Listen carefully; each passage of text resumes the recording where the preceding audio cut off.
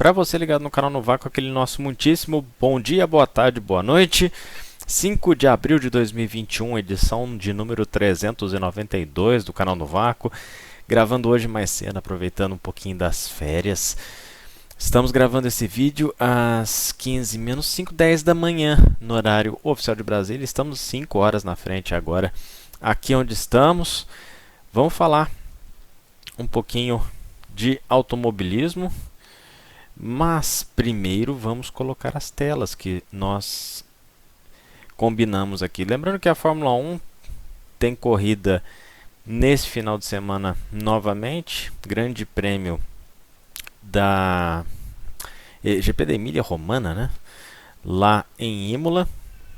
Mais uma chance do Verstappen tirar o reinado do Hamilton na temporada.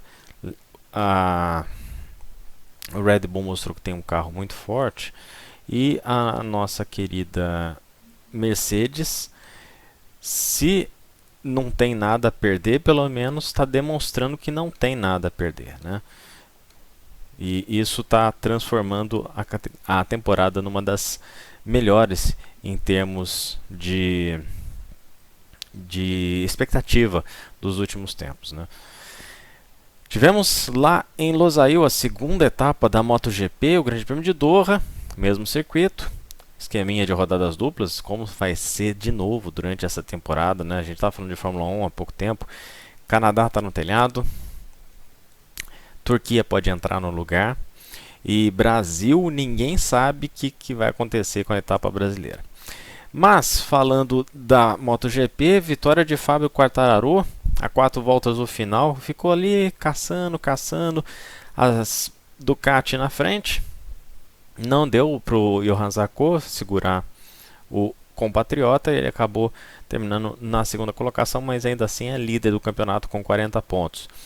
Viñales terminou na quarta posição e tem 36 pontos no campeonato, assim como o Quartararo, seu colega de equipe.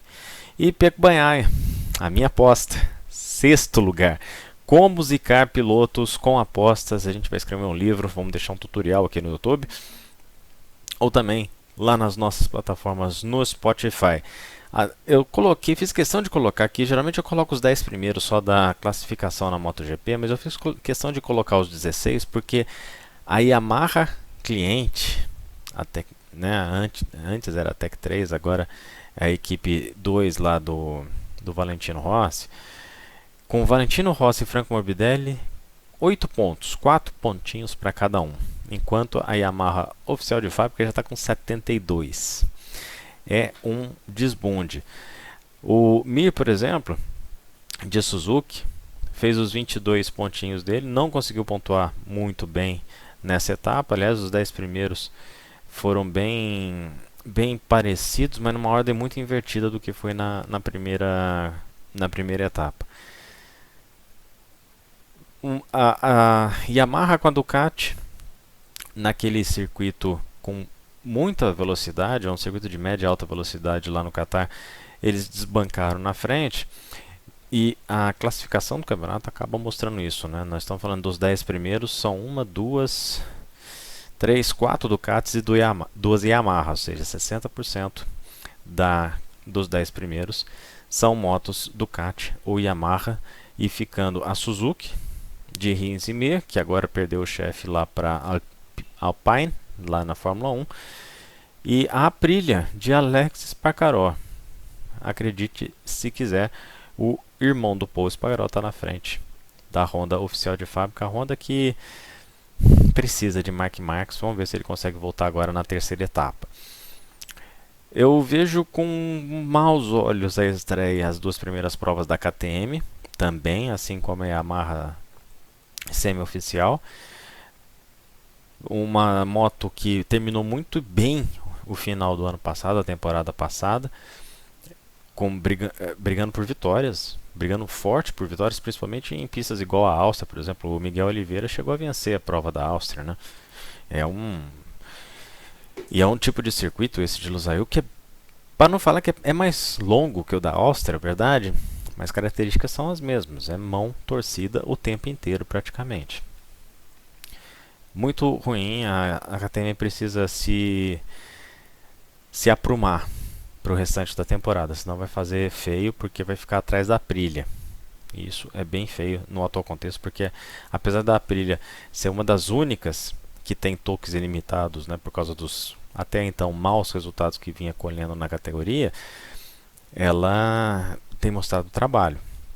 E a KTM não gastou também todos os tokens ano passado com as vitórias e os pódios. Ainda está sobrando alguma coisa, né? Se fosse assim, então Ducati e Yamaha não ia ter moto esse ano.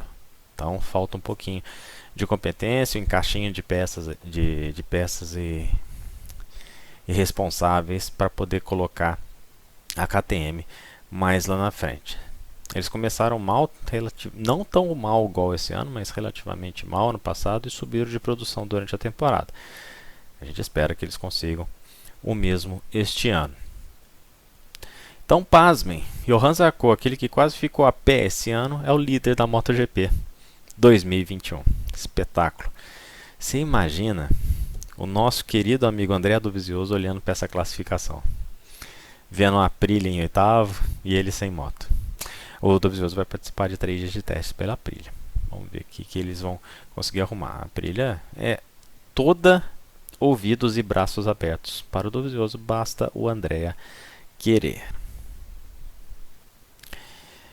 E a gente teve também, eu não falei na quinta-feira, mas tivemos a estreia da Extreme E, aquela categoria de rally rally no deserto é ótimo, né? Aquela categoria de rally disputada no deserto de Al-Ural, lá na Arábia Saudita. E rapaz, não é que a categoria foi bem? 21 carros largaram. Eles fazem um esquema de baterias. São 4 corridas.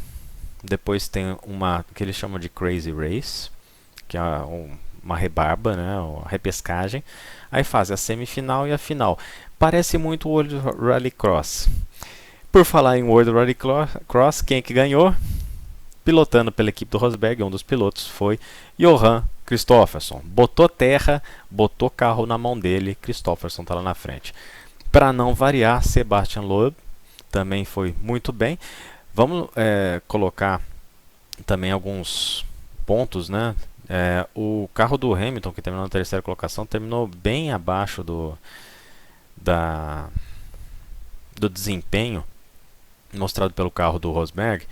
25 segundos para uma bateria curta de 2 voltas, por mais que seja um circuito fechado ali no meio do deserto, faltou, né? Faltou o braço para Kate Mullins.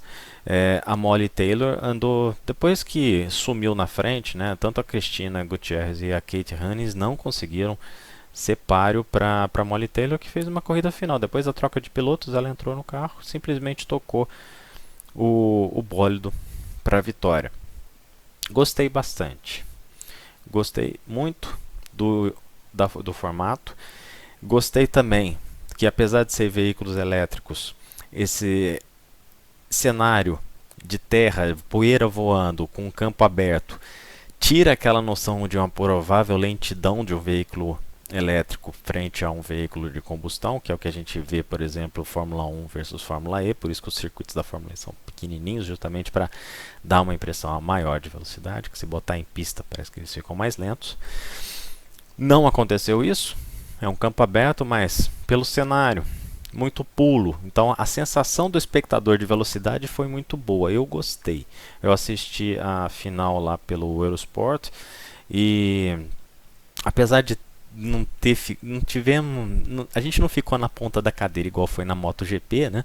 Mas foi uma estreia justa, Não foi também uma estreia tipo Fórmula E, que 2 carros batem na última curva, um capota e tem essa cena é lembrada até hoje. Mas o que a gente pode falar é que começou num bom caminho. A Extreme E, essa categoria está sendo laboratório para as provas do Dakar com veículos elétricos já nos próximos anos. Então a gente vai ter logo veículo elétrico no Dakar.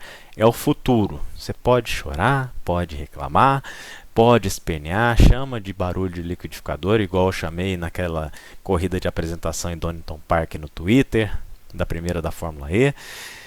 pode reclamar à vontade. O futuro é híbrido elétrico. Esquece motores a combustão. Ainda bem que a gente viveu essa época de barulheira, né? Porque não vai ter mais. Bom, ficamos por aqui. A gente volta na quinta-feira para fazer prévia da Fórmula 1, prévia da NASCAR em Martinsville. Eles testaram, os resultados foram relativamente bem. Outros testes que rolaram também lá na IndyCar, tentaram usar o push to pass num circuito oval. Os pilotos, ninguém gostou, porque o oval tem muita troca de vácuo. Você vai ficar push to pass para ficar na frente do carro e aí você perde a chance de economizar combustível. Scott Dixon não curtiu isso, né? Ryan Hunter-Reay, quem mais que reclamou? Alexander Rossi, agora é Rossi, né? Porque está nos Estados Unidos, mas é Rossi, pronto. São pilotos que gostam de fazer jogo de vácuo e com push to pass acaba mascarando um pouquinho e gastando mais combustível. Então você não tem aquele esquema. Não, ou seja, quase unanimidade os pilotos falaram, não precisa de push to pass no oval. Uma ótima semana para vocês. Tudo de bom. A gente então volta na quinta-feira com a edição 393 do canal No Vácuo. Fique com Deus. Juízo nesse final de semana. Se cuida, o coronavírus tá aí, tá sério. Grande abraço. Tchau, tchau.